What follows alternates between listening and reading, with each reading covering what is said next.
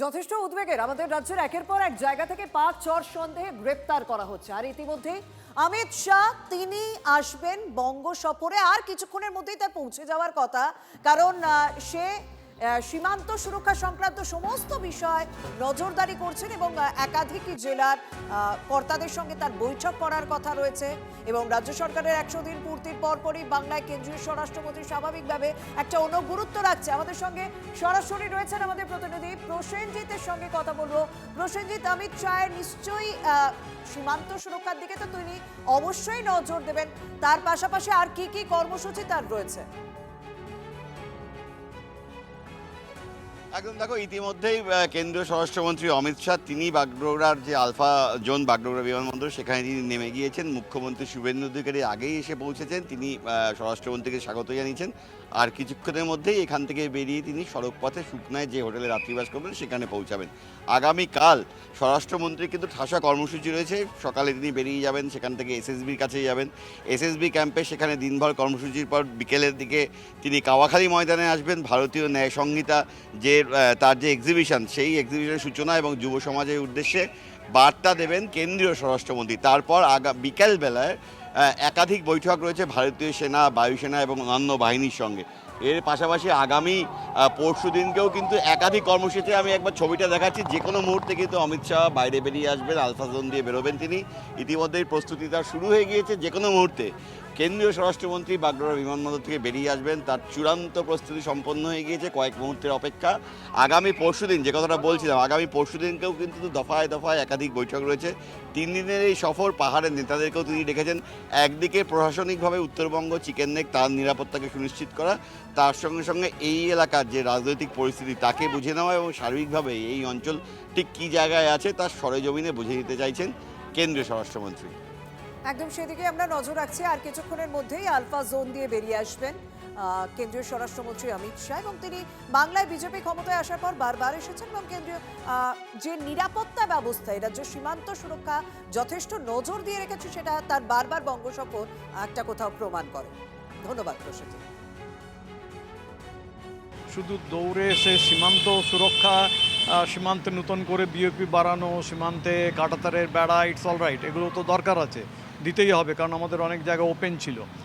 পাশাপাশি যেটা আমাদের ইমিডিয়েটলি দরকার সেটা হচ্ছে revamping of the intelligence wings.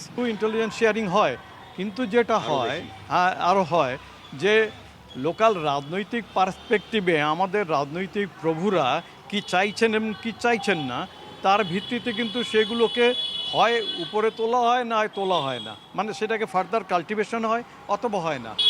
এই জায়গাটা বন্ধ হওয়া দরকার। আমার পলিটিক্যাল ইয়েটা আসা তো উচিত নয়, কিন্তু হয়েছে এগুলো, তখন ওইটাকে বেশি কাল্টিভেট করা হলো না, বা আমাদের যারা সিনিয়র অনেক অফিসারের একটা পারসেপশন তখন তৈরি হয়ে গেছিলো যে না এটা ট্যাবু আছে, এইটাতে ঢোকা যাবে না। কিন্তু এই ট্যাবু দেখতে গিয়ে তো দেশের সর্বনাশ হয়ে যাচ্ছে।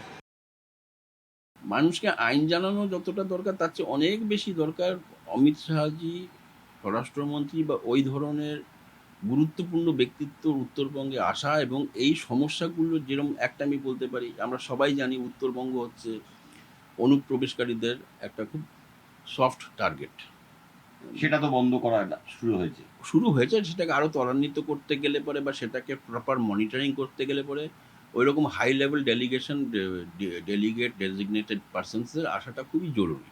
প্রত্যেকটি দিনের সঙ্গে সঙ্গে সিজারের পরিমাণটা কী হারে বাড়ছে।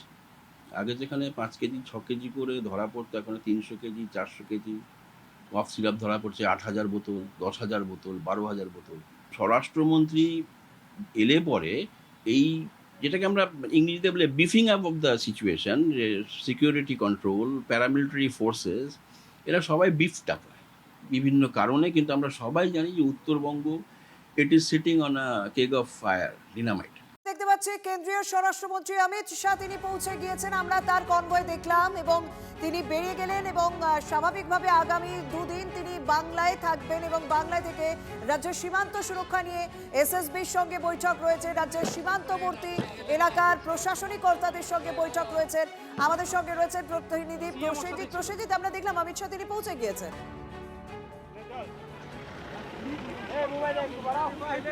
একদম তোকে যে কথাটা বলছিলাম, কেন্দ্রীয় স্বরাষ্ট্রমন্ত্রী অমিত শাহ তিনি এসে পৌঁছেছেন, তিনি বেরিয়ে গেলেন মুখ্যমন্ত্রী শুভেন্দু অধিকারীকে সঙ্গে নিয়ে বাগডোগরা বিমানবন্দরে তিনি নামেন এবং সেখান থেকে এই মুহূর্তে তিনি যাচ্ছেন সুকনায়, যেখানে তিনি রাত্রিবাস করবেন। আগামীকাল থেকে কিন্তু দফায় দফায় বৈঠক আছে।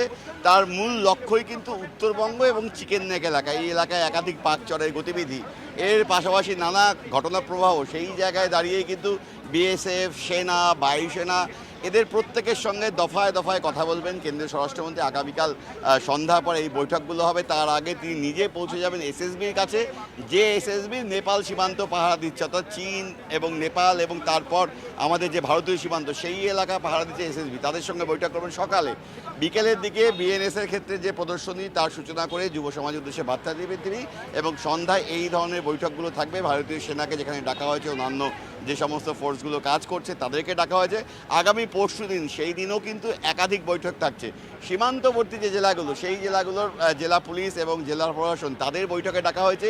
যে জমি জট কাটিয়ে ওঠা গিয়েছে সেই জায়গাগুলোয় দাঁড়িয়ে ফেন্সিংয়ের কাজ কতটা হয়েছে তা বুঝে নেওয়া। এর পাশাপাশি পাহাড়ের রাজনৈতিক নেতাদেরকেও ডাকা হয়েছে, কারণ রাজনৈতিক অস্থিরতা যদি এই অঞ্চলে থাকে তার প্রভাবও কিন্তু বা তাকে ব্যবহার করে কিন্তু এই ধরনের শক্তি নানা কাজ করতে পারে। সেই সমস্ত দিককে বিবেচনা করেই এই 3 দিনের সফরকে কিন্তু সাজিয়ে তোলা হয়েছে, যার প্রত্যেকটা মিটিং কিন্তু অত্যন্ত গুরুত্বপূর্ণ। প্রসেনজিৎ, উত্তর তুমি পূর্বাঞ্চল রাজনৈতিক দলের নেতাদের কথা বলছিলে, তার মানে এখানে নিশ্চয়ই পাহাড়কে কেন্দ্র করে যে সমস্ত রাজনৈতিক দল রয়েছে তাদের প্রতিনিধিদেরও ডাকা হয়েছে নিশ্চয়ই। আরেকবার বলবে? পাহাড়কে কেন্দ্র করে যে সমস্ত রাজনৈতিক দল তৈরি হয়েছে তাদের প্রতিনিধিরাও কি এই বৈঠকে থাকবেন?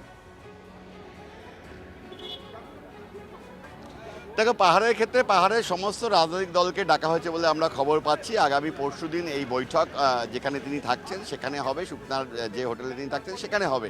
পাহাড়ের ক্ষেত্রে একটা রাজনৈতিক অস্থিরতা আছে এবং এই অঞ্চলগুলোতে যদি রাজনৈতিক অস্থিরতা থেকে থাকে তার প্রভাব কিন্তু পড়তে পারে বা তাকে ব্যবহার করতে পারে এই ধরনের শক্তিগুলো।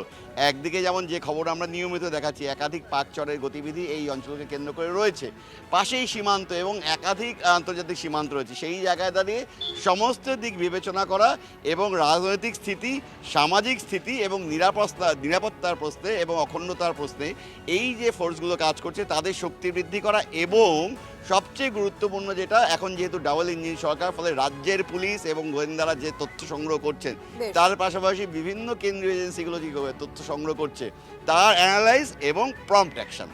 একদম, অনেক ধন্যবাদ, অনেক ধন্যবাদ।